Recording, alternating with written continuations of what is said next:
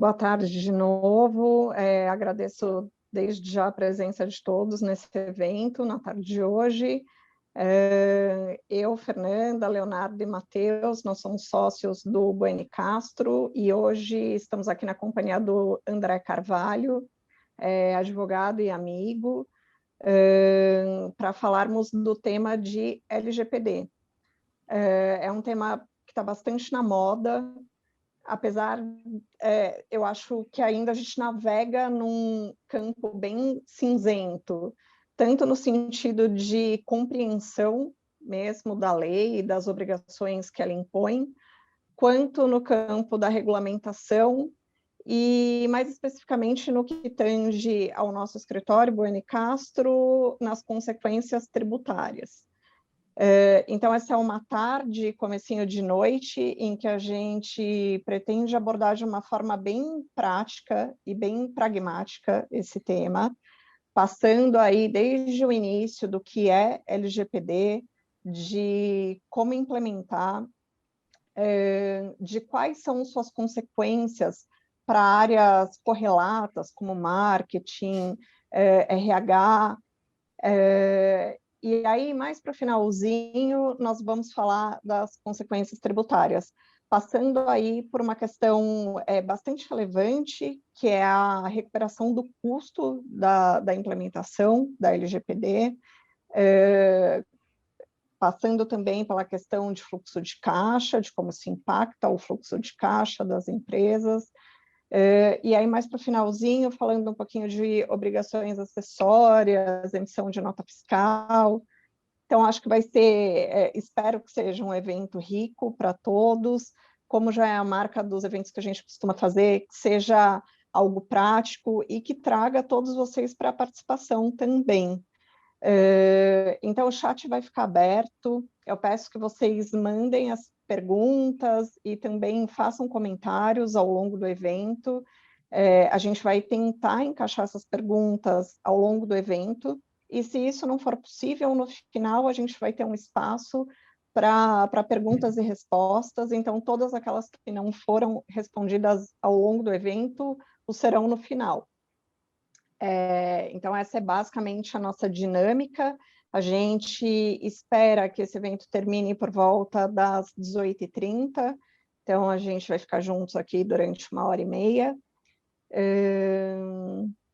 E acho que é basicamente isso. Obrigada de novo a todos. Léo, Matheus, não sei se vocês querem dar uma palavrinha de boa noite, boa tarde aí para todo mundo. Eu só mando um boa tarde, agradeço o prestígio aqui de novo, agradeço ao André, que vai nos prestigiar aqui também com a exposição, e fico à disposição também. Então, bom evento para todos aqui. Léo, se você puder fazer as honras da casa e apresentar o André e o currículo dele, que é digno de aplausos. Posso sim, sem dúvida. Peço, por favor, para o Rubens subir aí a apresentação para o início, para a gente demonstrar. Primeiro de tudo, queria agradecer novamente a presença de todos, a atenção de todos. Mais uma vez, como a Fernanda falou, é um privilégio e uma felicidade muito grande para a gente fazer mais um evento com a presença de tantas pessoas, tantos interessados.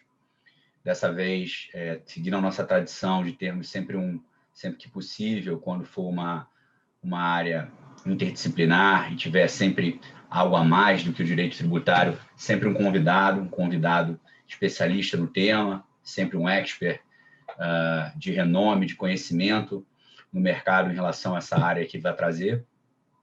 E nesse caso é o André, né? O André Castro Carvalho. Apesar do Castro, nós não somos parentes, né, André? Apesar de a gente andar sempre junto pelo sobrenome, mas o professor André Castro Carvalho tem um currículo invejável, é pós-doutor pelo MIT, nos Estados Unidos, doutor e mestre em Direito Tributário, Financeiro e Econômico pela Universidade de São Paulo, pela USP, é professor em diversas instituições, das mais renomadas em São Paulo, IBMEC, INSPER e Mackenzie, é vice-presidente do IBDE, também um cargo que ocupa já com bastante afinco e deixando muito claro a sua capacidade em direito financeiro em direito regulatório, em direito administrativo. É um advogado que hoje está coordenando a área dessa parte de proteção de dados e privacidade do PDUT Advogados, mas é consultor na CCC, empresa de consultoria que ele é sócio, junto com o professor Zé Maurício Conte, da USP, e, enfim, tem uma equipe de muita qualidade tratando desses projetos e fazendo essa consultoria. É autor e coordenador de diversos livros de compliance, e junto comigo tivemos a felicidade, né, de coordenar o Manual de Project Finance no Direito Brasileiro, um livro que está sucesso de vendas na Quartil Latam. O André tem outros livros muito bons e, obviamente, na área de compliance, na área de direito financeiro e regulatório.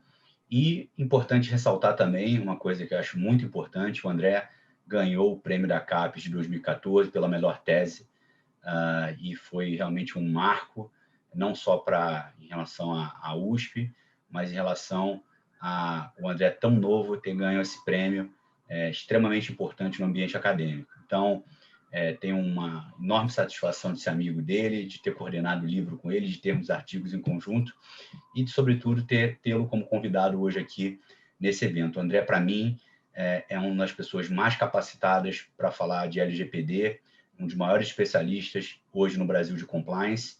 E quando se fala de direito regulatório, em geral, essa veia do compliance hoje muito maior, que tem um pouco de criminal, que tem um pouco de regulatório, que tem um pouco de societário contratual, que tem um pouco de direito privado.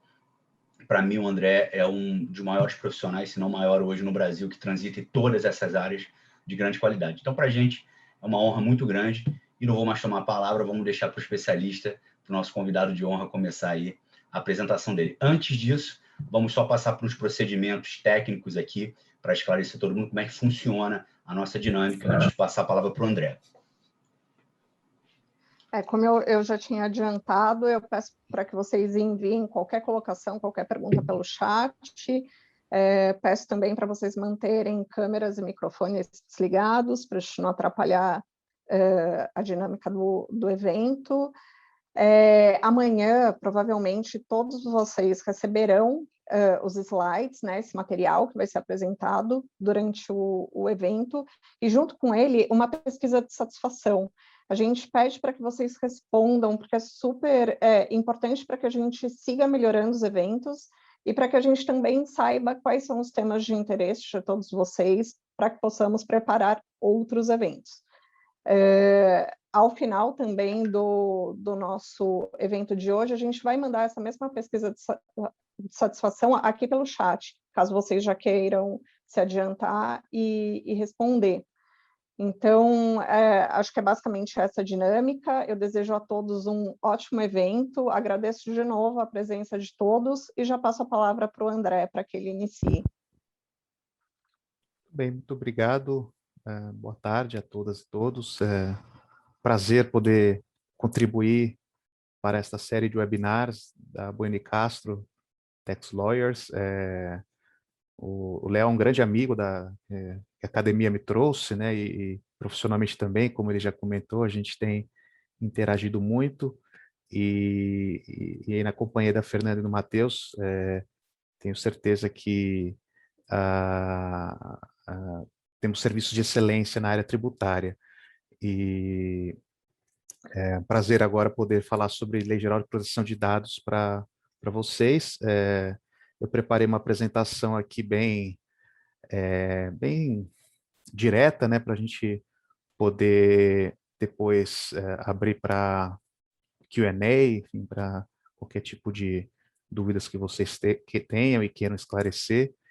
E espero que atinja o objetivo que buscou vocês a assistirem esse webinar, né? Então, primeiro eu vou falar sobre a LGPD, o que é, por que veio, para onde vai, né? Por que a gente tem a LGPD hoje? Para quem está ouvindo falar pela primeira vez, a LGPD é uma lei que trouxe um novo paradigma na esfera de tratamento de dados pessoais das pessoas jurídicas, né? Também se aplica a pessoas físicas, mas muito mais focado em pessoas jurídicas. Sempre houve no Brasil e fora do Brasil também uma noção de que os dados são daqueles que coletam e tratam, né? Então, os dados pessoais é daquele que tem que construir um mailing, construir uma base de dados, e isso não é verdade, né? Acho que a última década, com alguns escândalos como o da Cambridge Analytica, que inclusive virou até um excelente documentário no Netflix, quem tiver interesse de assistir, chamado Privacidade Hackeada, mostrou que os dados, na verdade, não pertencem às empresas, pertencem às pessoas, né? E a LGPD ela vem muito na linha do que o GDPR, que é a sua principal inspiração, que é o Regulamento Geral de Proteção de Dados da União Europeia, resgatou, né? Afinal, a Europa sempre teve uma tradição muito forte em privacidade, e a LGPD resgata, ou melhor dito, ela constrói isso no Brasil, já que o Brasil sempre foi um país com uma vocação menor para esses temas, né? Que agora ganha muita força. Então, a LGPD, ela tentou trazer mais transparência para nós, né, que somos os titulares de dados, né? Vocês devem ter reparado ali nos avisos iniciais, falando da gravação, enfim, que isso pressupõe aceitação. Então, é esse tipo de, eu costumo dizer fair play, né? Esse tipo de lealdade que temos que ter com as pessoas que têm seus dados coletados e tratados a todo tempo, né? Com a pandemia, vocês devem ter percebido, isso somente aumentou, né? Então, a LGPD ela veio muito em boa hora, porque precisávamos de uma lei como esta, realmente não tínhamos nenhuma lei parecida, e ela traz esses ganhos que vocês vão perceber aqui ao longo desses minutos aqui que eu vou apresentar, ganhos que não são somente para os titulares, mas também para as empresas, para elas terem mais segurança jurídica no tratamento de dados pessoais, né? Afinal, sempre houve aquela dúvida, bom, o que eu posso, o que eu não posso fazer, enfim, o que pode até afetar outras legislações, como o Código de Defesa do Consumidor, legislação trabalhista, etc., né? Então, a LGPD vem, como comentei, em muita boa hora. Temos aqui uma linha do tempo que essencialmente parte do Marco Civil. A gente poderia até, sai só um typo agora que eu vi aqui, né? O civil sai com acento, mas não tem. A gente poderia retornar para a Lei de Acesso à Informação, que é de 2011. Então, estamos falando de um marco de 10 anos no Brasil, de legislações específicas. Então, Lei de Acesso à Informação 2011, Marco Civil da Internet 2014, ambas falando de informações barra dados pessoais, mas foi com a LGPD em 2018, quando ela é aprovada no Senado e ela é sancionada pelo presidente em 14 de agosto de 2018, que ela passa a ingressar no nosso ordenamento jurídico. Houve uma série de debates com relação ao início da vigência da LGPD.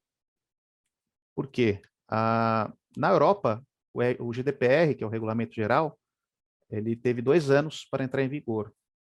No Brasil, a LGPD no início era 1 ano e meio. Com umas alterações que foram feitas por uma medida provisória específica, houve a postergação para 2 anos. Então, a gente está falando aqui que a LGPD entraria em vigor em 2020, mas em agosto de 2020, né? O que aconteceu? Com a pandemia, houve uma série de alterações na data de entrada em vigor e houve medida provisória que perdeu efeito, jogou para 2020, para maio de 2021, depois ela não foi convertida em lei, enfim, tem todo um trabalho legislativo aqui que não vem ao caso, mas em resumo, o que aconteceu? Qual é a situação de hoje? Ela entrou em vigor em setembro, né, ao invés de entrar em agosto de 2020, então a lei está em vigor, só que as sanções administrativas, que são aquelas aplicadas, que a gente vai falar pela ANPD, né, que é a Autoridade Nacional de Proteção de Dados, elas foram postergadas para agosto de 2021. Então, estamos falando praticamente de menos de 2 meses para a entrada em vigor de todos os dispositivos da LGPD. Por enquanto, ela está em vigor parcialmente, né? Alguns dispositivos, a vacatio legis ainda não acabou, né? Então, ela não se operou. Independentemente disso, a LGPD já vem trazendo consequências jurídicas. Vou trazer alguns casos aqui só para ilustrar. Houve uma condenação de uma grande construtora por danos morais, baseada na LGPD, por uso indevido de dados pessoais. Era uma ação até proposta anterior à LGPD, mas a juíza da ação fundamentou na LGPD na hora de decidir. Teve uma concessionária de serviço público aqui em São Paulo, que também teve uma condenação de R$100 mil por violações, pelo que se constatou, né, violações da LGPD, isso ainda está em discussão. Então, e tem um terceiro exemplo, uma condenação trabalhista, né, de uma reclamação trabalhista, ensejando danos morais, de uma organização na área de saúde, né? Então, você tem aí 3 exemplos para, preservando até as empresas, mas você tem 3 exemplos ilustrando como a LGPD já tem sido utilizada, ao menos judicialmente. E a partir de agosto, evidentemente, entra em vigor todas as questões administrativas, né? O foco da LGPD, se a gente for olhar bem, a gente falou que é o foco do titular. Para as organizações, né, então para as empresas, é construir todo um programa de governança em privacidade para se respeitar as bases legais de tratamento. Qual que é o ponto aqui? A LGPD, ela não proíbe ninguém de tratar dados pessoais. Então, essa é uma informação importante, né? Ela não proíbe tratamento de dados pessoais, né? Então, até colocar bem claro aqui. O que ela faz? Ela diz o seguinte, olha, você pode tratar dados pessoais desde que você enquadre em algumas bases legais. E aí é importante uma certa distinção aqui entre o que a LGPD estabelece. Você tem aqueles dados pessoais, que são os dados que a gente sempre está acostumado a lidar, né, com relação comercial, econômica, enfim, jurídica, nome, CPF, endereço, telefone, GPS, né, dados de deslocamento, entre outros. E temos os dados pessoais sensíveis, né, e esses dados sensíveis, eles são assim chamados porque representam um risco de discriminação, um risco de você sonegar direitos ou não permitir o usufruto de direitos por parte do titular. Com dados referentes à origem étnica, orientação sexual, dados referentes à saúde, dados referentes a dados biométricos, genéticos, etc.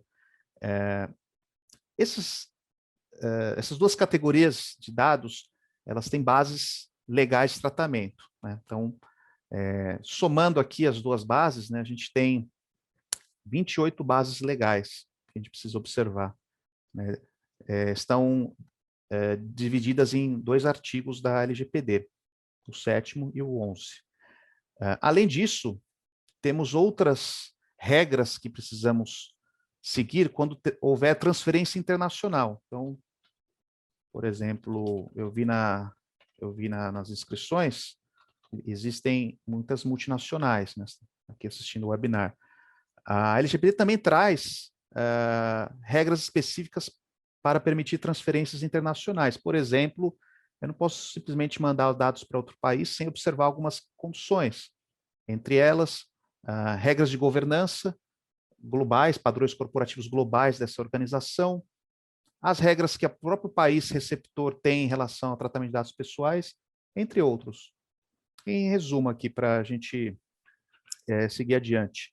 A LGPD permite o tratamento, só que você precisa ter um controle, e esse controle é um pouco o trabalho que as organizações têm que ter de se adaptar à LGPD num verdadeiro programa de compliance digital, é uma governança em privacidade e proteção de dados. É nesse ponto que a LGPD se aproxima muito das áreas de compliance, de conformidade, porque é nessa preocupação de checar se o tratamento está sendo devido ou não, é que a gente vai saber se a empresa em questão está 100% aderente à LGPD. Porque se ela não estiver observando isso, ela está tratando os dados de maneira indevida e podendo levar à responsabilização administrativa e até mesmo responsabilização civil, dependendo da situação. Então, esse é um ponto importante aqui que eu queria destacar de início, né? Como eu já falei, aqui se vocês têm as conceituações, né? Esse material vai ficar depois para vocês. Dentro desse contexto das bases legais, quem são os principais atores da lei, né? Então, se eu preciso observar essas bases, se elas estão sendo cumpridas ou não, eu preciso entender a dinâmica das figuras que a LGPD criou, né?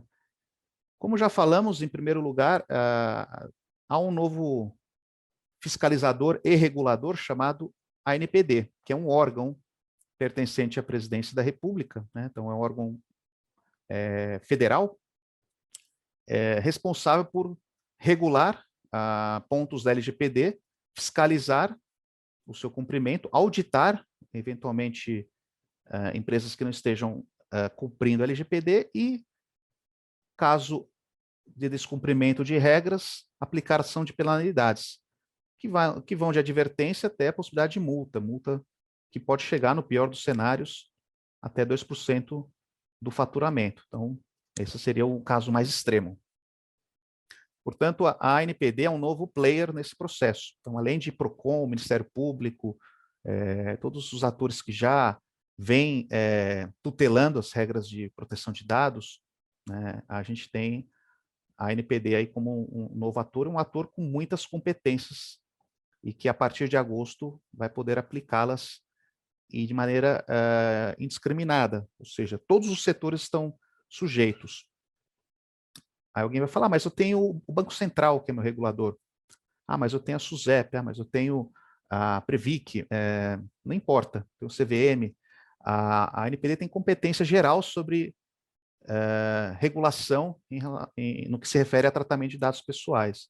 Então, ela afeta todos os setores, inclusive setores regulados. É claro que esses setores regulados que eu citei já possuem diversas regras de aderência à LGPD, né? Então, o próprio setor bancário, por regras de sigilo bancário, tem uma boa aderência aos princípios, mas mesmo assim está sujeito a eventualmente descumprir a LGPD e ter que responder perante a NPD e não perante o Banco Central, caso haja algum descumprimento. Então, esse é um primeiro ator importante. O segundo ator é o titular, que somos nós, né?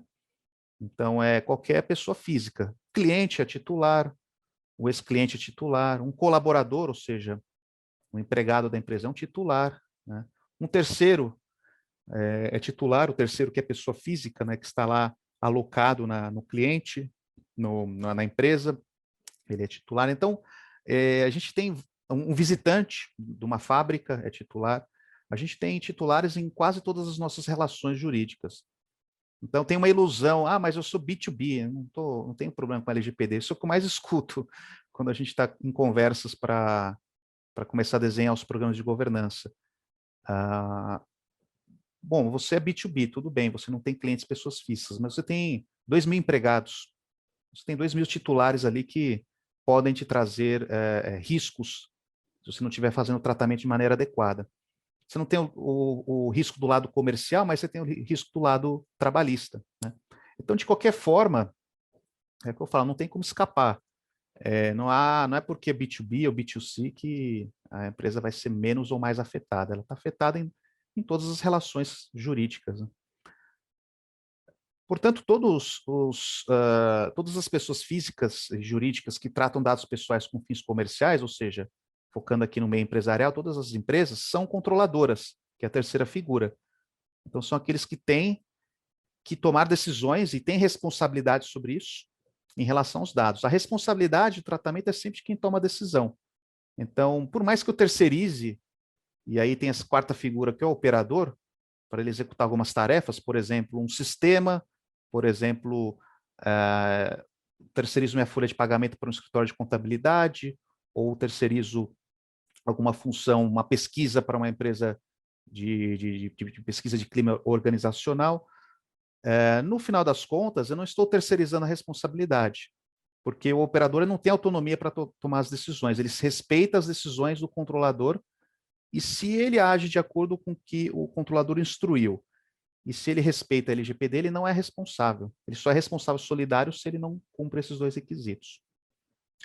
Bom, e por fim, quem que chega aqui? O encarregado. Né? O encarregado, que é uma tradução que eu não gosto muito, né, que foi uma importação do português de Portugal, do GDPR, que seria o DPO, né, o Data Protection Officer, que seria o executivo de proteção de dados. Né? Até para não exigir que seja um executivo, um diretor, por exemplo, a expressão encarregado fica aberta para ser uma pessoa física ou jurídica. Né? E com essa abertura, você tem hoje algo que fazemos muito, que é o DPO as a Service. Né? Então, as funções do encarregado, e são muitas, né? O encarregado, eu costumo brincar, se o encarregado soubesse as responsabilidades que ele tem, ele não seria encarregado. Quando a gente lista todas as responsabilidades trazidas na legislação brasileira e todas as outras potenciais responsabilidades que já existem na União Europeia e que provavelmente vão ser incorporadas no Brasil, o job description do DPO é quase 10 páginas assim, de atuações que ele tem que ter dentro da empresa. Então, é muito interessante para a empresa ter um apoio externo para ajudar nesse dia a dia, porque realmente isso transforma a organização. Isso vai gerar até um impacto tributário, que é o gancho com a palestra do Leonardo em seguida. Né? O impacto que isso gera por conta de todas essas obrigações. E o encarregado da LGPD, ele é obrigatório, porque a LGPD fala que a pessoa jurídica deverá indicar o encarregado. Então, é uma obrigação legal. Como é obrigação legal, gera o impacto tributário que vocês vão ouvir em seguida.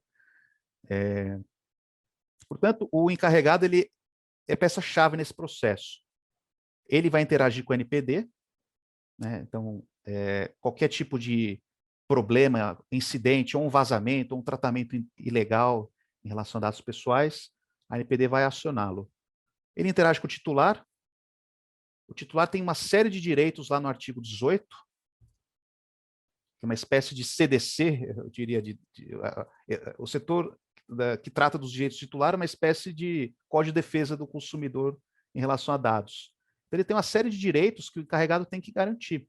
Caso contrário, ele pode peticionar na NPD e, enfim, gerar todo o processo de fiscalização que a gente já comentou. Ele tem que interagir com as áreas distintas do controlador. Ele vai interagir com todo mundo, com RH, que a gente já falou, marketing, jurídico, vendas, financeiro, etc. Então, ele é o ponto de apoio nas decisões relativas a dados pessoais. E ele também vai ter que interagir com o operador na hora de celebrar os contratos. Então, vai ter que ter uma função mais jurídica aqui, de revisar os contratos, ver as cláusulas e ver se as obrigações com o operador estão bem delineadas. Porque se não estiverem, ele não vai gerar a solidariedade que a lei permite. Né? E aí ele vai ter problema depois na hora de qualquer tipo de ação de regresso ou tentar obter essas informações obter essas tutela, né, da indenização com o operador aí, que foi o responsável pelo ilícito. Então, essas são as figuras principais em que a gente tem que se atentar, e tudo isso impacta diretamente na figura aqui da LGPD. Eu separei, falando em áreas aqui, né, RH, marketing fiscal, eu separei aqui para a gente discutir alguns potenciais impactos que surgem com a LGPD. Né? Quando a gente pensa na área de RH, a área de marketing, a área fiscal, foram as 3 áreas que a gente separou, vamos resgatar de novo as bases legais. Então, peguei aqui as bases legais do tratamento de dados pessoais. Eu não estou entrando nem nos dados pessoais sensíveis para ficar mais simples. Né?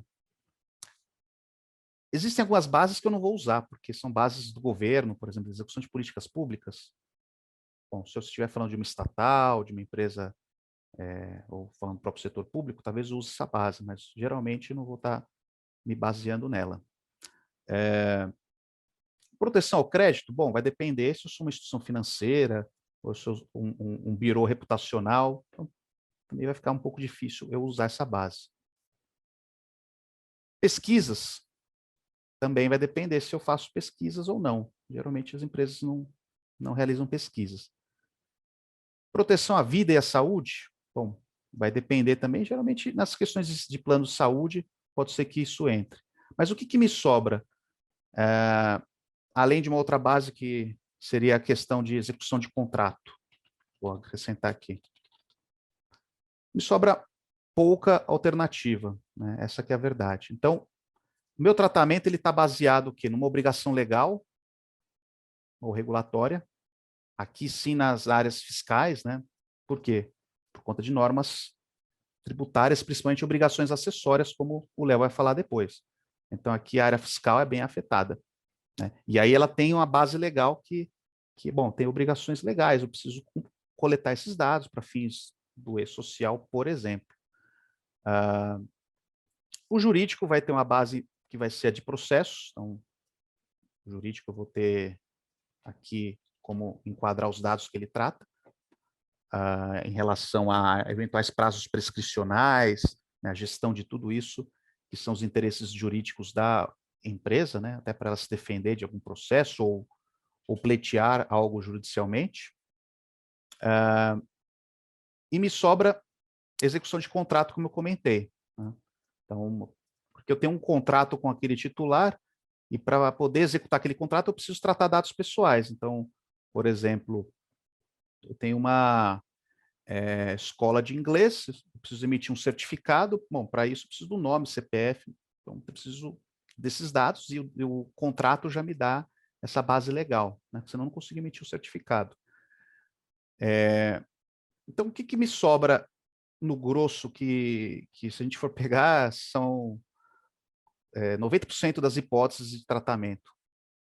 É consentimento e legítimo interesse. Até houve uma pesquisa na Europa, o uso do legítimo interesse ele supera, salvo engano, 80% da estatística que eu vi. Uma pesquisa, uma empresa privada, então também não sei qual o grau aí de credibilidade, mas é um número interessante para a gente trabalhar. Por que essas duas bases são muito importantes? Bom, porque consentimento é fácil de obter, né? Então, eu vou lá, peço para alguém, assina aqui, clica aqui, responda aqui, clique com touch aqui no celular, então você consegue ter o consentimento de maneira relativamente fácil. Só que fácil vem, fácil vai, né? O consentimento também é fácil de você revogar. E aí você tem todo um problema de gestão dessa revogação, porque esse é direito do titular. Ele tem o direito de revogar o consentimento. Então, é um pouco uma armadilha, né? E a gente sempre olha isso quando você tem um exagero no uso do consentimento. Será que não tem uma base melhor para usar, né? Será que não tem uma obrigação legal? Por isso aí a importância de um olhar jurídico sobre aquele processo, né? Porque às vezes a área não tem esse olhar jurídico e aí uma opinião independente consegue encontrar uma solução além do consentimento. Em segundo lugar, seria o legítimo interesse. Só que o legítimo interesse você precisa fazer alguns testes, né? Que isso já foi desenvolvido pelas autoridades europeias, né? A melhor, eu acho que nesse sentido, é a ICO, que é a ligada ao Reino Unido. Então, ela vai falar, bom, primeiro, vamos fazer o teste da necessidade, né?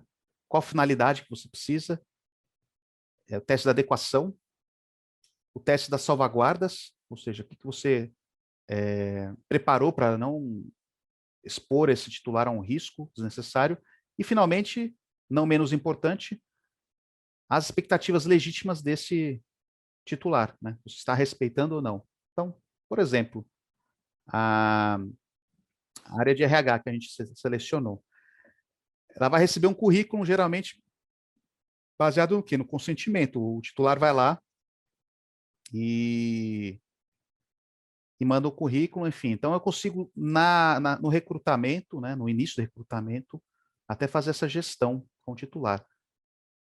Agora eu quero fazer um sistema de background checks, né? Aí muito utilizado nas áreas de compliance.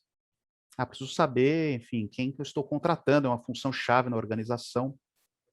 Eu vou pedir o consentimento, olha, eu quero verificar, preciso da sua autorização para verificar processos, escândalos que você tenha se envolvido, etc. E aí, o que eu tenho como base? Eu teria o legítimo interesse. Só que aí eu tenho um impacto trabalhista relevante, que é, por exemplo, o TST em 2019 disciplinou as situações que eu posso pedir antecedentes criminais. Então, no meu programa de governança, nem toda situação eu posso pedir antecedentes criminais, senão eu estou violando a jurisprudência trabalhista. Então, eu tenho que verificar exatamente onde que é necessário eu buscar as informações e submeter esse teste do legítimo interesse, chamado de procedimento de análise de legítimo interesse. Então, só estou dando alguns exemplos aqui, colocando problemas práticos para a gente perceber que não é somente olhar a lei, enquadrar, é algo um pouco mais complexo, né? E aí que vai toda a expertise que é importante de todas as áreas e todos os profissionais envolvidos, né? Aqui é só uma lista de resumo dos direitos que o titular pode ter, como a gente falou, né? Muitos direitos. Antes de passar para os impactos tributários, e aí já entrando na área do Léo, né?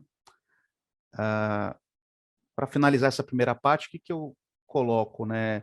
A adaptação LGPD não é um processo simples, número um, como a gente percebe, tem que construir toda uma governança que passa por um diagnóstico, mapeamento de todo o ciclo de vida dos dados pessoais de todas essas áreas envolvidas. Então, esse é o primeiro passo.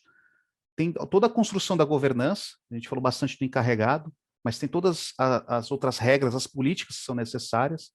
Então, hoje é muito importante, ainda mais no ambiente de teletrabalho, né? As pessoas estão usando equipamentos pessoais, às vezes, estão imprimindo informações com dados pessoais nas suas residências. Então, você tem toda essa gestão.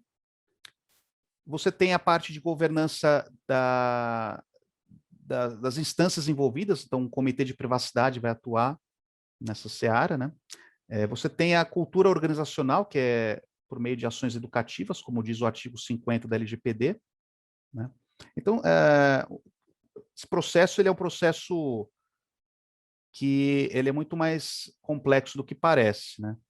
Por isso ele é custoso para as organizações. Não vou mentir, não é um processo barato. Então, não é com...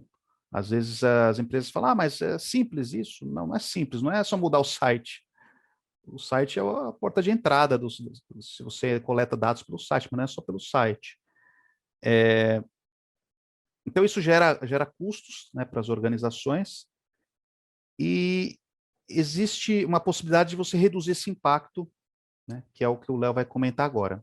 Então, agora eu passo o bastão e deixo ele trazer as consequências que a LGPD traz no aspecto financeiro e como mitigar isso por meio de uma tese tributária interessante que ele vai desenvolver com vocês.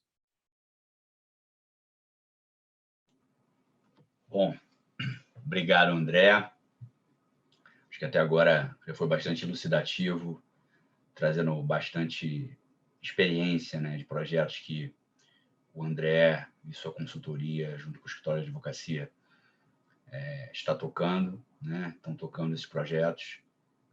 Nós aqui do Unicastro, nessa parceria com o André, o nosso interesse é não só para os nossos clientes oferecer esses serviços de análise de compliance da LGPD, por meio, claro, do André, e garantir que nossos clientes estejam preparados para isso, que é muito importante. E especificamente na seara tributária, que é o nosso métier, trazer vantagens de todo essa nova realidade que a LGPD tem trazido para as empresas, o que isso pode catalisar como vantagem ou como oportunidade tributária para as empresas. Então, vamos começar a apresentação. Pode passar, por favor, Rubens, dos impactos tributários. Então, acho que o primeiro grande ponto aqui é nós temos, obviamente, novos custos, né? Custos que antes não eram, primeiro, incorridos, quase sempre não eram incorridos, ficava o apetite de determinada empresa ter um programa de compliance mais forte ou menor, dependendo de leis. Antes da LGPD, portanto, era uma questão de boas práticas, né? Ou de se espelhar, talvez, como o André falou, numa questão na Europa, enfim, seguir alguns padrões. Agora não é mais assim, né? E agora estamos dizendo praticamente, sobretudo a partir de agosto, que as sanções vão estar 100% vigentes e eficazes.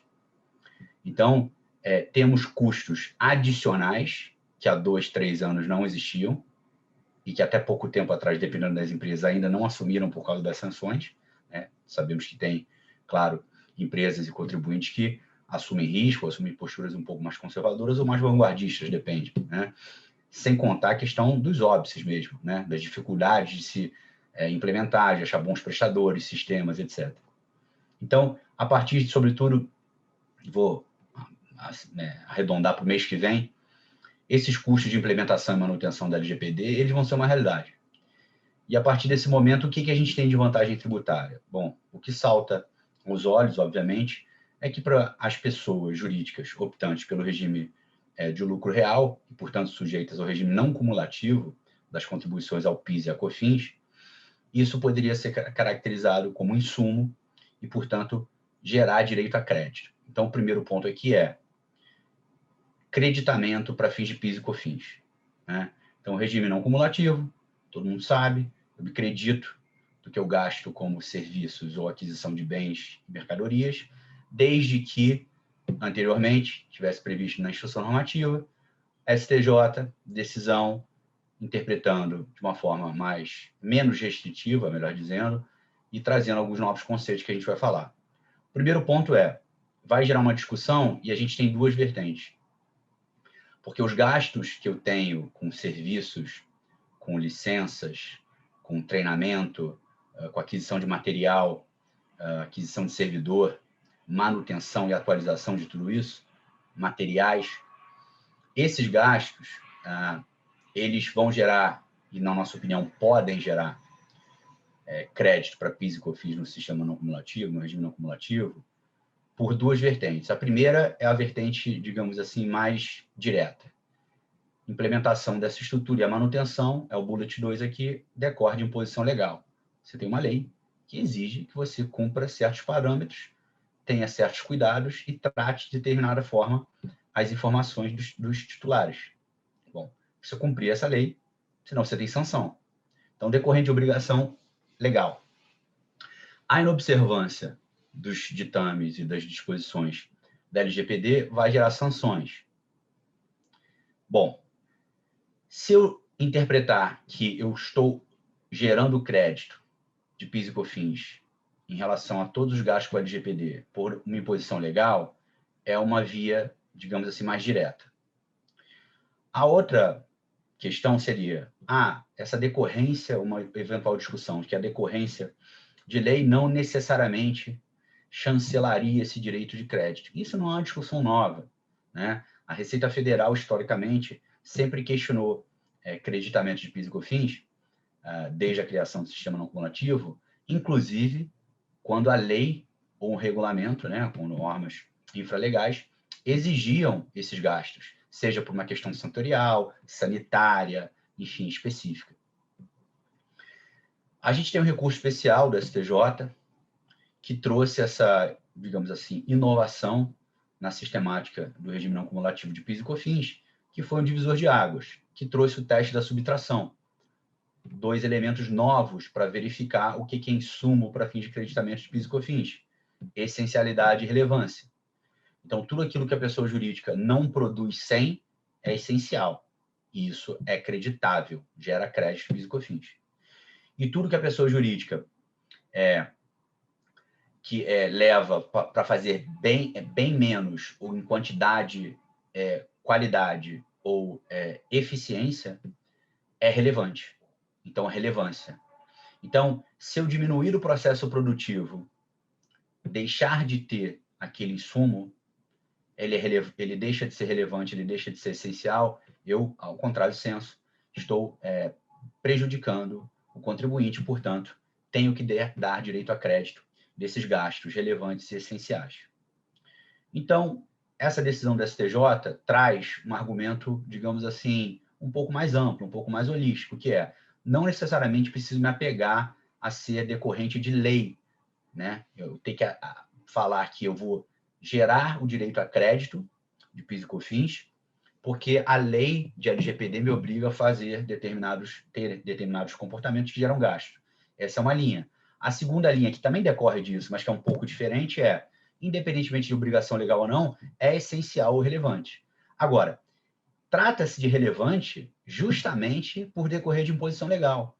Isso a gente tem a Procuradoria da Fazenda Nacional, já no ano de 2018, com base em resposta ao recurso especial do STJ, que trouxe o teste da subtração, dizendo justamente que o critério da relevância é identificável no item cuja finalidade, embora não indispensável à elaboração do próprio produto ou à prestação de serviço, entregue o processo de produção. Ok, isso é o critério de relevância. E bota, seja A, pela singularidade de cada cadeia produtiva, particularidades, enfim, especificidades, ou B, seja por imposição legal. Ou seja, imposição legal é relevância. Então, apesar de tecnicamente poderem ser didaticamente até segmentados entre duas argumentações jurídicas, decorrência de lei e essencialidade de relevância, a relevância, ela decorre de uma imposição legal. Então, o ponto é, o STJ trouxe o conceito de relevância para o teste de subtração, isso favorece o argumento do creditamento.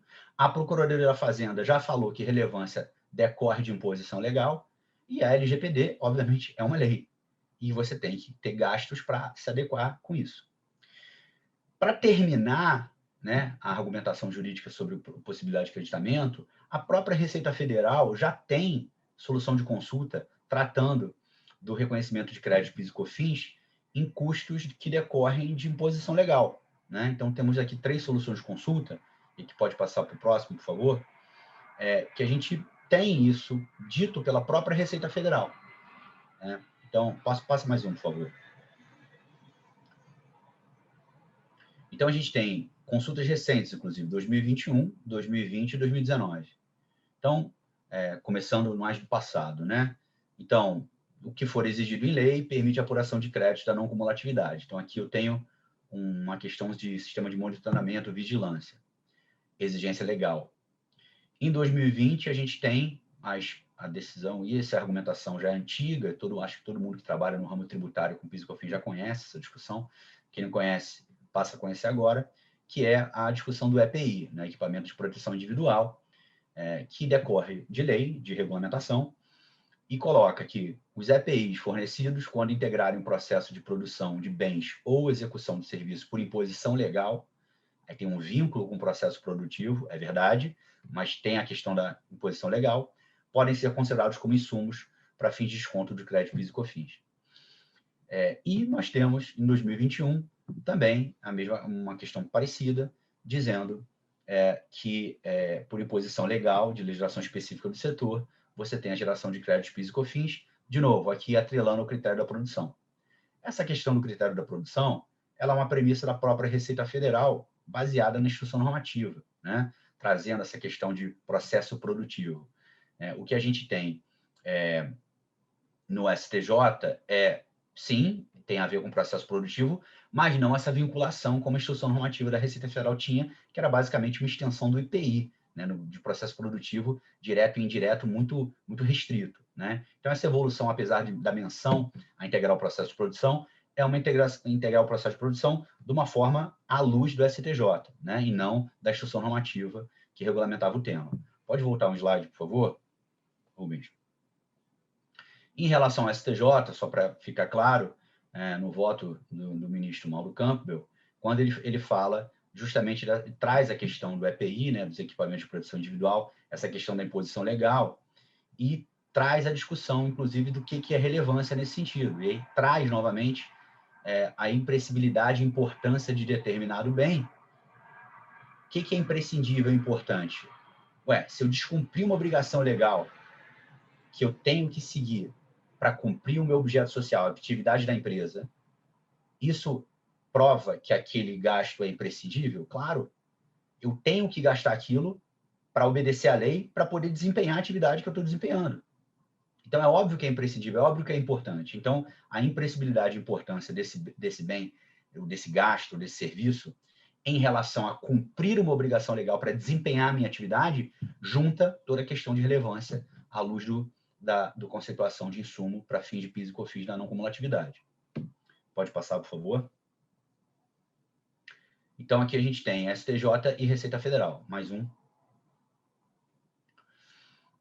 E aí a gente tem a própria LGPD no artigo 46, né? O André já tratou, mas que traz que os agentes de tratamento devem adotar medidas de segurança, técnicas e administrativas aptas a proteger os dados pessoais de acessos não autorizados e de situações acidentais ou ilícitas de destruição, perda, alteração, comunicação ou qualquer outra forma de tratamento inadequado ou ilícito.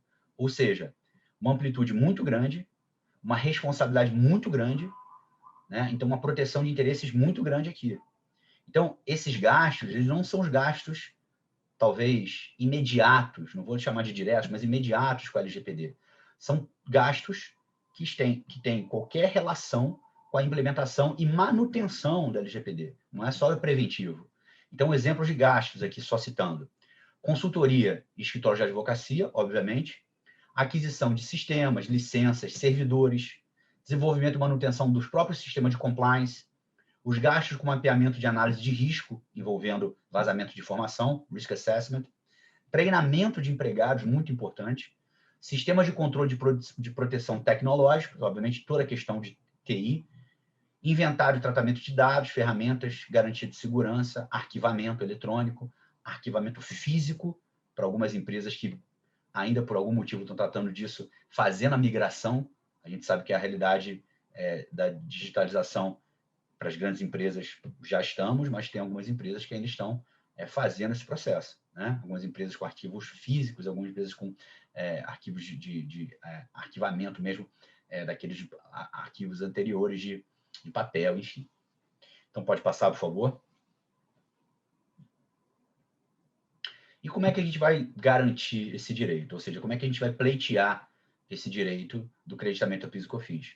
Algumas pessoas, e aí a gente aqui tem que fazer o caveat como escritório de advocacia, especializado em direito tributário, que tem um afã, depois da decisão da STJ e de algumas decisões do Poder Judiciário e alguns entendimentos da Receita Federal que foram divulgados na mídia, né, decisões do CARF, as pessoas acham, e aí digo pessoas, as pessoas um pouco menos informadas, né? E algumas empresas também um pouco menos informadas ou até mais arrojadas, que simplesmente tomar o crédito disso porque decorre de lei é suficiente. Isso é claramente o conceito de insumo pela questão de relevância. Vi a apresentação do André e do Leonardo, para mim está suficientemente claro. Vamos tomar esse crédito. Óbvio que não é assim, tá? Então, para ter isso, a gente tem que ter um instrumento que vai garantir esse direito. Isso não é uma coisa óbvia, isso tem que ser pleiteado. Você vai pleitear com mandado de segurança. E o mandado de segurança, como a gente sabe, é um instrumento processual que nós julgamos mais adequado, obviamente, para reconhecer esse creditamento, obviamente evitando qualquer sanção do contribuinte em relação à Receita Federal, né? Lavratura de infração, imposição de multa e juros, né? O mandado de segurança, como a maioria dos senhores sabem, não tem sucumbência, nos dados de sucumbência, o que deixa a medida mais atraente também. Mas o ponto aqui a Receita Federal, ela já se manifestou, né, como a gente viu nessas decisões até dos 2 últimos anos, né, desse ano e dos últimos anos, que é possível se creditar de gastos para fins de PIS e COFINS quando decorrer de lei. Mas isso não é suficiente, porque essa interpretação ela não é uníssona e ela não é direcionada para a LGPD. Então, a gente tem que tomar o cuidado e fazer o risk assessment até para as empresas, sobretudo de capital aberto, para fins de CPC 25, tomar muito cuidado em relação a o que vai ser, de fato, decidido no creditamento. E não dá para decidir, na nossa visão, nesse momento, como tomar o crédito sem um mandado de segurança, tá? Sem uma decisão favorável. Então, a Receita Federal tem interpretação restritiva no passado, também isso. O entendimento não é solidificado. O entendimento ele é casuístico para EPI, para outras coisas. Ele não trata de LGPD. Os gastos com a LGPD podem sofrer alguns questionamentos de gastos diretos versus indiretos também. Então, toda essa discussão tem que ser levada ao Poder Judiciário para garantir uma decisão interpartes favorável para que você possa ter, para fins de risk assessment, para fins de juridicidade, poder tomar o crédito dos gastos incorridos com a LGPD para fins de creditamento de PIS e COFINS. Além disso, garantir o aproveitamento dos créditos passados, os custos iniciais com a implementação. O André falou aqui, isso não é novo. Isso é um processo, a LGPD é um processo que agora está ficando mais em voga. Por quê? Porque agora vem as sanções. Mas a LGPD é um processo que já foi iniciado por várias empresas, de estudos, treinamentos, sistemas. Então, todos esses gastos iniciais passados também vão gerar o direito a crédito. Não é a partir do momento que você tem a eficácia das sanções é que você vai tomar o crédito, né? Então, são gastos já incorridos, de alguns anos, talvez, né? Então, esses gastos, para serem garantidos, você também tem que pleitear. Pode passar, por favor. E o que interessa esse creditamento para fim de PIS e COFINS dos gastos com LGPD? Bom, chama no cumulativo 9,25 sobre os créditos, sobre os gastos, né? Então, o creditamento de 9,25, obviamente, de novo, de todos os gastos envolvidos com a LGPD, essa é a ideia. Então, não é só com a implementação do sistema, é com treinamento, é com consultoria, é com compliance, é com arquivo, é com servidor, enfim. E, obviamente, isso vai gerar uma redução de caixa. E hoje nós temos um sistema tributário caótico, que a gente não teve ainda a reforma tributária, num momento econômico difícil, durante a pandemia. A gente não pode chamar pós-pandemia, porque a pandemia ainda está ocorrendo, né? Então, num sistema jurídico ainda extremamente complexo, num cenário econômico que ainda não é favorável para a maioria das empresas, reduzir caixa é realmente essencial.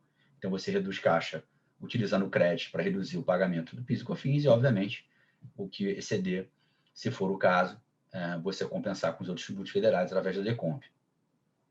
Além disso, é importante, é uma coisa que parece óbvia, mas é sempre importante dizer, porque no direito tributário nada é óbvio, sobretudo considerando as mudanças de entendimento dos tribunais superiores e, sobretudo, a postura arrojada e arrecadatória da Receita Federal nos últimos anos. Então, a dedutibilidade das despesas incorridas com a LGPD. Para o lucro real, isso é uma despesa dedutível. E o que pode parecer óbvio para muita gente, claro que isso é uma despesa dedutível, eu não sou cético o suficiente para achar que não pode ser isso contestado alguma vez pela Receita Federal, dizendo que ela não é usual, não é normal, não é necessária, né? Porque ela é uma despesa nova, porque, enfim, é claro que aqui estou exagerando, é uma decorre de lei, obviamente você tem que seguir, mas a gente tem que tomar cuidado. Então, assim, tudo que é óbvio não custa reiterar. Então, é uma despesa dedutível para fins de imposto de renda, né, para o lucro real, e, obviamente, um creditamento de PIS e COFINS, esse sim, decorre de uma medida judicial. Não precisa de medida judicial para discutir e para saber que isso é uma despesa dedutível para fins do imposto de renda. Mas, de novo, autuações fiscais podem ocorrer nesse sentido, sobretudo na questão da escrituração comprovada e, sobretudo, na questão do período competente. Algumas discussões sobre gastos incorridos no passado não poderem ser tomados agora porque não foram tomados no passado, seja porque a empresa não fez o controle, seja porque a empresa, enfim, se descuidou de contabilizar esses gastos e agora sabe que podia tomar essa despesa e vai tentar retroagir, entre aspas. Então, não é tanto o critério de usualidade, normalidade e necessidade, mas sim a escrituração e a questão do período competente que talvez possam pegar aqui na LGPD. Pode passar. Em relação às obrigações acessórias, né? Muita gente tem muito interesse nas obrigações acessórias, e aqui o André também já falou um pouco do que a gente pode resumir em relação a obrigações acessórias. Primeiro de tudo, o volume de dados é absurdo, né? Então, acho que isso é inquestionável. É um volume absurdo, próprios, obviamente, das empresas e dos terceiros, em todas as declarações. E aqui estamos falando de obrigações acessórias, estamos falando de deveres instrumentais. Estamos falando de nota fiscal eletrônica, SF, estamos falando de todos os arquivos de SPED, social, enfim, tudo que envolve de deveres instrumentais fiscais, estaduais, municipais e federais. O que a gente tem é muita informação de muita gente, diga pessoa física, pessoa jurídica, e essa exposição de dados chega ao fisco por essas declarações, por essas informações, por esses deveres instrumentais, e esse tratamento que é feito tanto na emissão de nota, como na SF, como no arquivamento. O André deu um exemplo muito interessante aqui. As pessoas no home office, hoje trabalhando de casa, às vezes imprimindo documentação para revisar, empresas de consultoria, a própria empresa mesmo, setor fiscal, setor de departamento interno, notas fiscais, fazendo impressões de algumas documentações que tem que passar para a empresa, mas que está dentro da casa dela. E aí você tem prestador de serviço dentro de casa, seja uma pessoa da limpeza, uma pessoa, sei lá, você tem um marido, uma mulher, um casamento, um filho, uma visita, e essa informação às vezes está lá, na mesa da sala, impressa, né? Às vezes você tem um colega que vai lá fazer um projeto junto, fazer um call junto, muito comum, né? Agora já teve um pouco de flexibilidade, você vai fazer um call na casa de alguém, porque é importante, ou da casa do chefe, enfim, ou vai na empresa de 2 pessoas, você leva de casa, volta para casa com aquele material. E esse material é um material que você tem que prestar para o fisco. Só que ele está circulando por aí. Fisicamente, eletronicamente, mandando em cópia. Você está fazendo backup, o backup está na nuvem, tem muita gente acessa na nuvem, né? Então, tudo isso é muito importante, mas, de novo, um volume absurdo e, sobretudo, por ser direcionado ao fisco, as pessoas às vezes esquecem. Ah, não, mas isso é emitido para a Receita Federal. Sim, mas você tem que ter um tratamento muito sério dessa documentação, né? E dessas informações. E, portanto, isso leva ao último bullet, que é a necessidade de implementação de rotinas fiscais específicas para adequação da LGPD. Então, serão necessários ajustes, serão necessários fazer alguns procedimentos novos, melhorar alguns, instituir novos, em relação a um compliance tributário já existente, por causa da LGPD. Algumas empresas já estão fazendo isso, né? Já fizeram estudos de LGPD e estão adequando o seu compliance tributário, que é extremamente amplo, para a LGPD. Outras não. Outras têm um compliance tributário, mas que não está adequado à realidade da LGPD.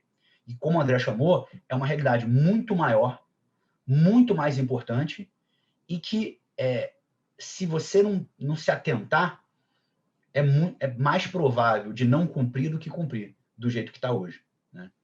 Pode passar, por favor.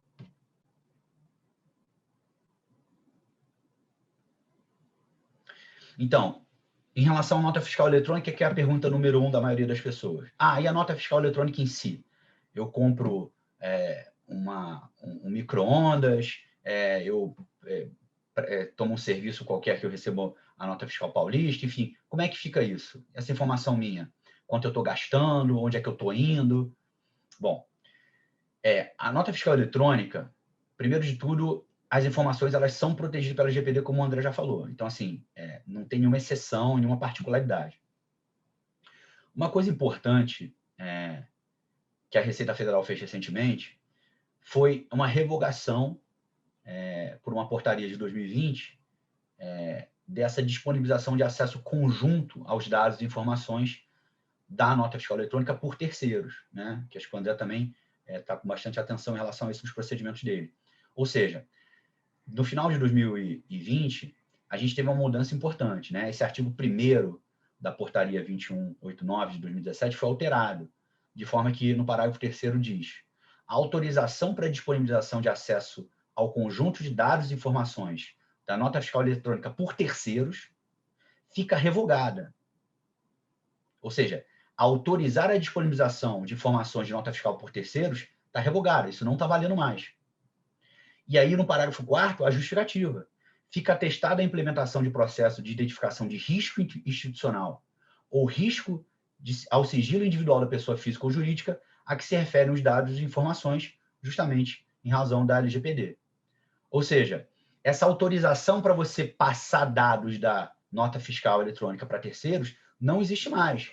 Caso que o André falou, da questão do aceite, né? Ah, eu autorizo. Não, não tem essa. Por quê? Porque é muito perigoso, né? Então, a gente tem que tomar cuidado, e o André falou muito bem, que é a forma mais fácil, essa autorização. Um ok. A gente acha que a autorização, às vezes, né? O pessoal que tem uma idade um pouquinho mais avançada, né, que eu, né? Não você, André, que você é mais novo.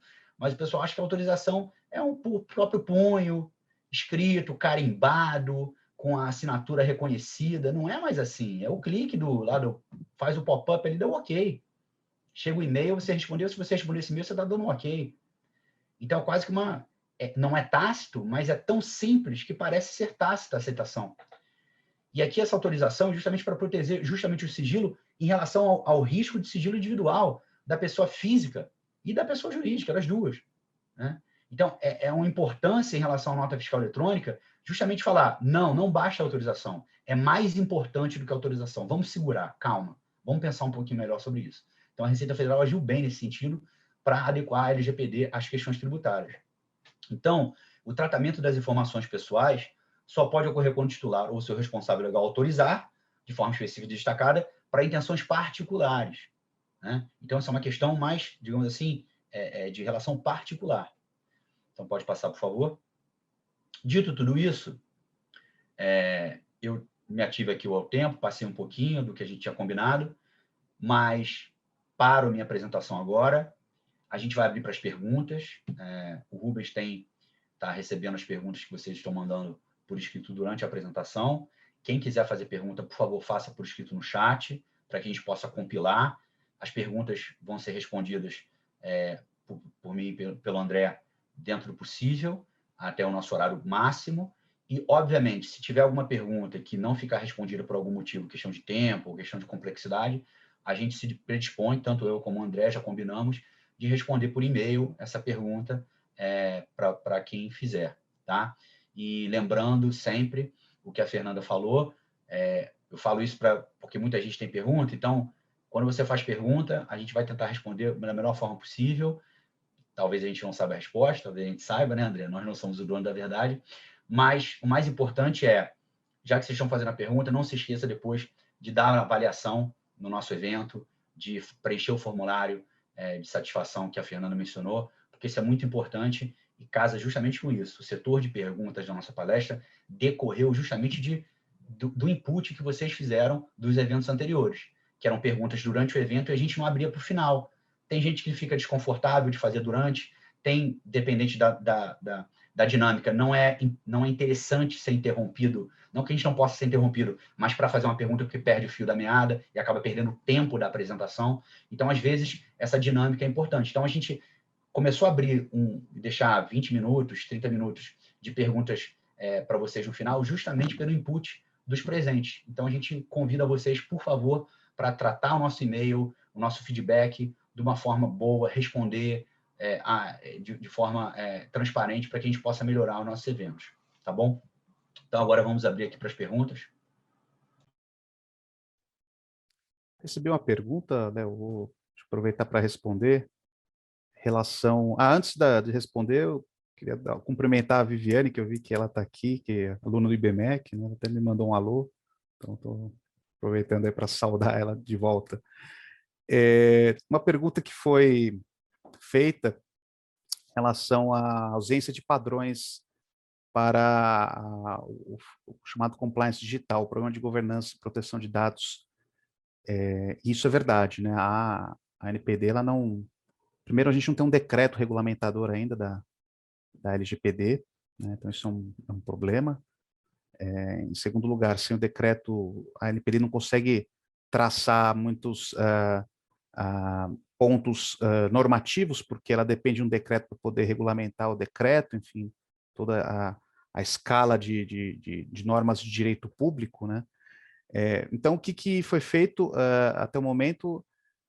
O governo federal disponibilizou por meio da Secretaria de Governo Digital os guias operativos da LGPD, mas são guias, guias operacionais da LGPD, mas são guias muito mais voltados ao próprio setor público.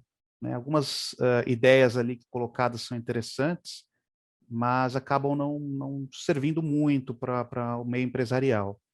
O meio empresarial, então, vem utilizado padrões privados. Então, a gente tem a ISO 27001, agora a mais recente ISO 27701, né, que ela traça alguns procedimentos específicos para as empresas que têm sistemas de gestão de qualidade, né? O que a gente vem fazendo é adotando as metodologias da União Europeia, né? O DPMS é muito utilizado lá, né? Então, é uma metodologia que deu certo, e com isso a gente consegue ter de certa maneira, um norte, né? Porque acontece muito de cada um seguir uma metodologia. Às vezes a gente entra em bids, né? As empresas lançam um bid para propostas de LGPD, mas não tem nem o termo de referência, né? E isso é importante também para não comparar banana com laranja, né? Porque você tem várias formas de se adaptar à LGPD. Como você não tem uma oficial ainda, e eu não creio que haverá num curto prazo, isso deve ficar para a chamada autorregulação, que o artigo 50 da LGPD permite. Então, o próprio mercado vai desenhar isso. Então, é importante um bom conhecimento das metodologias antes de iniciar qualquer projeto de adequação LGPD, para não naufragar no meio do caminho. Esse era um ponto que eu queria destacar. Obrigado, André. Estou vendo aqui a pergunta do Felipe. Perguntou: a LGPD é oponível ao fisco? Por exemplo, marketplaces são obrigados a fornecer informações como CPF em nome do buyer ao fisco estadual? Eu vou responder, acho que o André também pode complementar.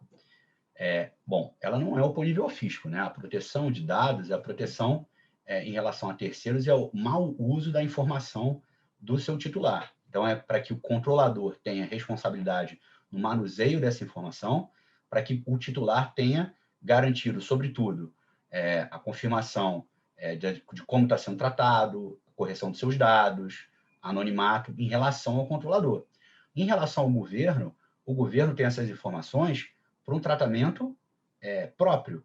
E também cabe ao governo e, portanto, casou justamente com a questão da nota fiscal eletrônica de sua revogação, de tomar cuidado com como essa informação vai ser compartilhada e vazada, eventualmente, através de cybersecurity, através de cruzamento de informações que podem vazar. Então, o governo tem um tratamento específico e um cuidado com as informações titulares, mas o governo pedir que o marketplace dê informações do comprador, por exemplo, isso não, no meu ver, não de nada é violação da LGPD e nem seria oponível ao fisco. A LGPD é para proteger o titular e fazer esse controle em relação ao controlador, mas o fisco é um órgão do governo que tem que ter essas informações para diversos fins, diversos princípios suportando isso, mas que, obviamente, tem responsabilidade no tratamento disso. Vimos, historicamente, no direito tributário, discussões de sigilo fiscal e sigilo bancário, nesse sentido também, recente, no nosso Tribunal Superior, que a gente viu que teve uma certa flexibilização. O importante, a gente vê muita solicitação, não só do fisco, né, de vários órgãos públicos. O importante é ter uma base legal ou regulatória, né? Porque, por exemplo, agora com o Covid, há um caso de um cliente nosso, né, uma construtora, começou a receber solicitações de órgãos municipais para que fosse fornecida a lista de pessoas que tivessem contraído Covid, né? Aí, bom, a primeira pergunta, tem respaldo legal? No caso do Covid, tem a lei do Covid, né? Foi aprovada em fevereiro de 2019 e que dá essas possibilidades lá no artigo 6º, né, de você compartilhar com o setor público. Então, nesse caso, o parecer foi favorável.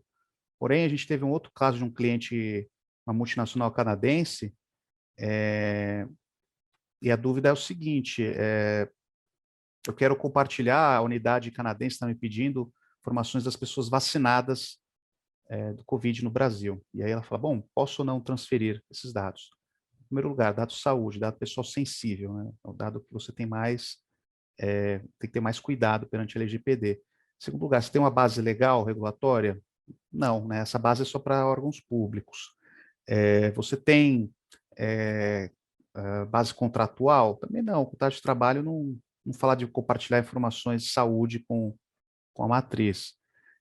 Então, tá nesse impasse, né? Agora, uma questão que chegou esta semana, inclusive, nesse cliente. A gente está tentando desenhar uma resposta para que permita essa transferência internacional de maneira segura, né?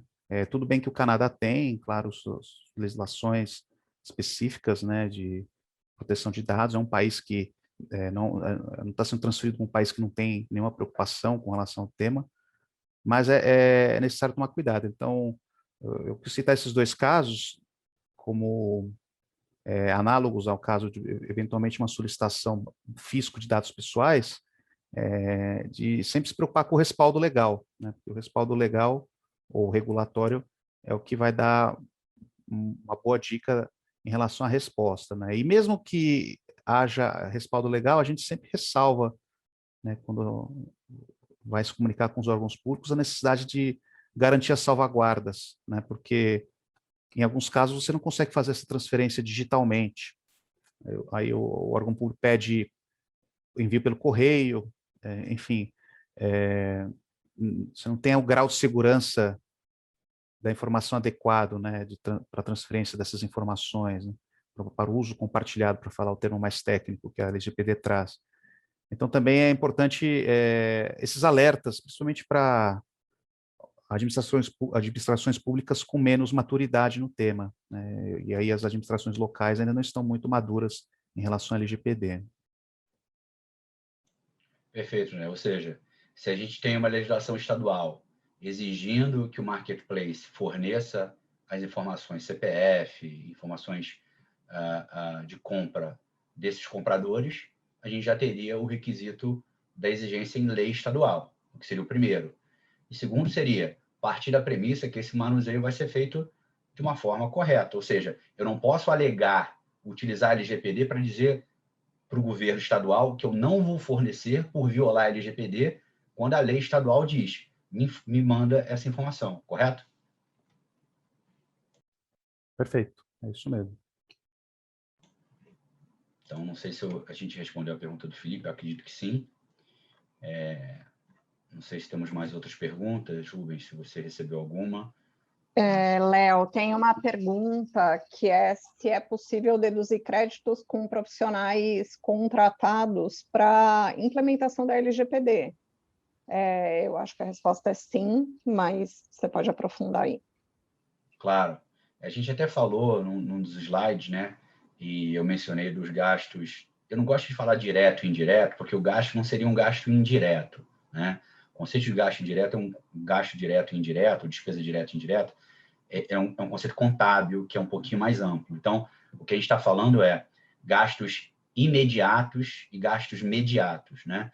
Então, o gasto imediato com a LGPD é, por exemplo, você contratar o André e nos contratar, não porque seria questão tributária, mas contratar o André e depois nos contratar para a questão tributária, mas contratar o André para fazer essa política e esse guidance, né? Esse manual, esse guideline para que você adote procedimentos. Depois, você podia contratar um treinamento, que também poderia ser do André, um treinamento para os seus funcionários, depois de implementado isso. Depois, você pode contratar um sistema que não é de LGPD, mas que é para armazenar de forma segura a LGPD, e contratar um serviço de TI para aumentar a sua segurança de TI porque você está cumprindo a LGPD. Veja, o sistema de segurança de TI não é diretamente ligado ao LGPD, mas ele tem a ver com maior grau para proteger esses dados. Isso é insumo de LGPD, porque você está contratando para isso. Não é diretamente para isso, mas o motivo e o escopo final é esse. Então, me parece que todos aqueles gastos que a gente listou, portanto, mediatos e imediatos, e não diretos e indiretos, é muito mais amplo do que simplesmente só o escritório, a consultoria que me prestou serviço para dizer quais são as obrigações de LGPD. É muito mais amplo.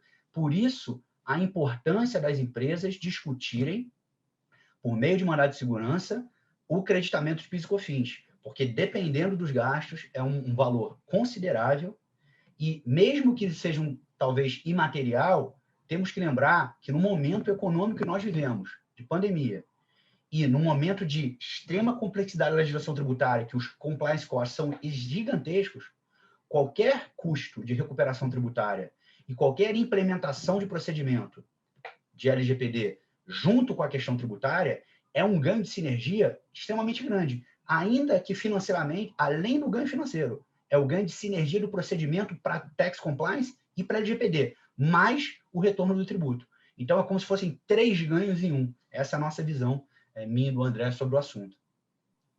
Eu acho que vale complementar, respondendo uma outra questão que surgiu, que esses créditos, especificamente de PIS e COFINS, eles podem ser pleiteados por empresas que estejam no lucro real e sujeitas, portanto, à não cumulatividade dessas contribuições.